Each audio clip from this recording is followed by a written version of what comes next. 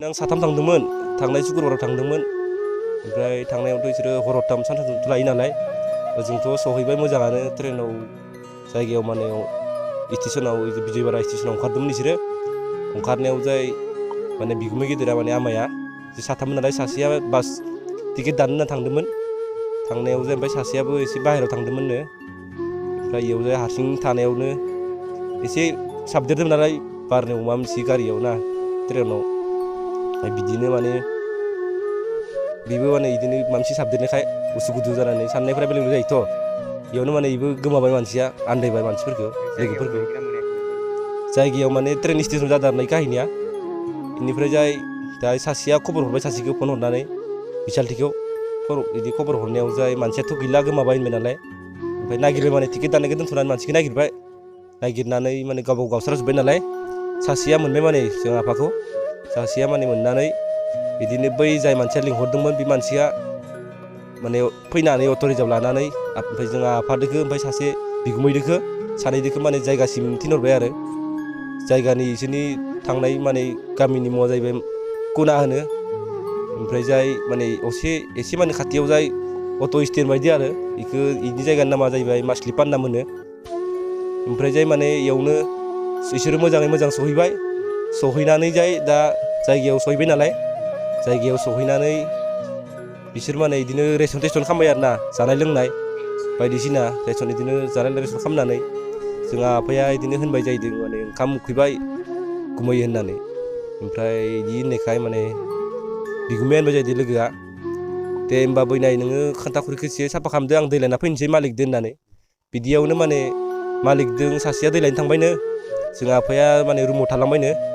बे समावनो माने इनिया माने एसे साबदेरनाय नालाय माबा मोनसे लोगो मोनखादोंमोन नालाय मानसिखौ बेयाव जाय माने साबदेरनायखाय मानसिया बे समावनो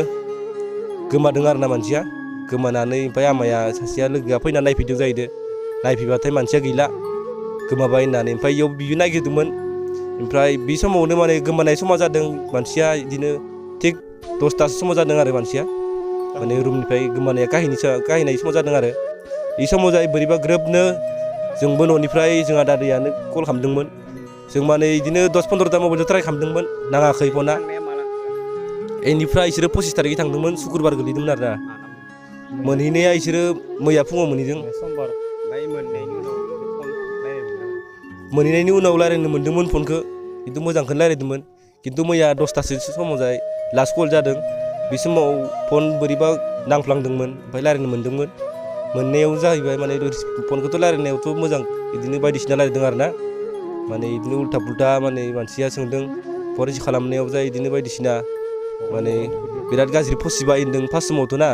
बिराद गाज्रि फसिबाय 4,500-5,000नि अट' रिजार्भ लादों मानसि लायनो नागिरदों ओमफ्राय दसेनो माने बिदिनो ट्रेक्टराव माने बिदिनो माइनि बाथ्रा रायज्लायदों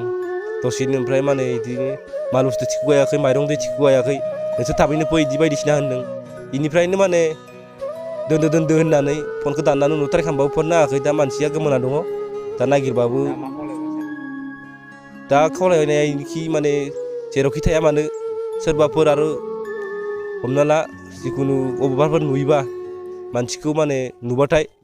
खबर हर लागिले नङाबा जेने थेनेबाबो हमथानानै खाबथानाबाबो दोनबो ना बिदिनो जिखुनु मानसिखौ नुबाथाय हमथाना लाखि ओमफ्राय खबर हरबानो जाबाय बेखौनो खावलायनो सानदों आरो बिसोर गासै 3 थांदोंमोन 3आव दा 2आ नागिरबाय दंमोन नागिरबाबो मोनाखै ओमफ्राय दा इयो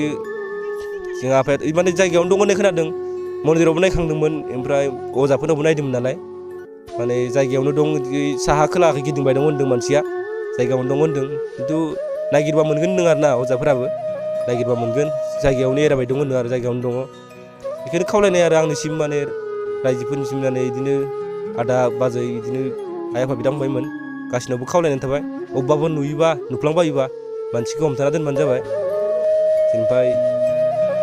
कल खालामबानो जाबाय नाम्बारथ' होखागोन नालाय आंनि नाम्बाराव कल खालामबानो जाबाय बेखौनो माने आंनिसिम गुरै खावलायनाय थाबाय आरो